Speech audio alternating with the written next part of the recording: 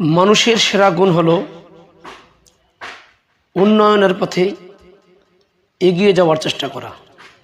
আর ইসলাম এটাকে সর্বদা উন্নতির জন্য মানুষকে চেষ্টা করতে বলেছে।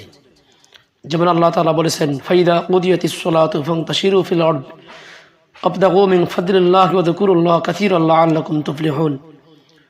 রব্বুল আলামিন পবিত্র কালামুল্লাহ কুরআন শরীফ এর মধ্যে ইরশাদ করেছেন, তোমরা আমার ইবাদত করে, আমার ইবাদত করার পর তোমরা জমিনে ছড়িয়ে পড়ো এবং জমিনে ছড়িয়ে পড়ে তোমরা রহমতের জন্য, বরকতের জন্য, নেয়ামতের জন্য তালাশ করতে থাকো, অন্বেষণ করতে থাকো।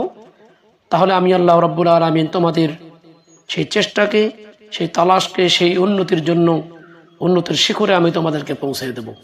আসুন আমরা সকলেই আল্লাহর ইবাদত করে জমিনে ছড়িয়ে পড়ি, আল্লাহর কাছে চাই, চেষ্টা করি আল্লাহ তাআলা আমাদেরকে অবশ্যই উন্নতির শিখরে পৌঁছে দিবেন।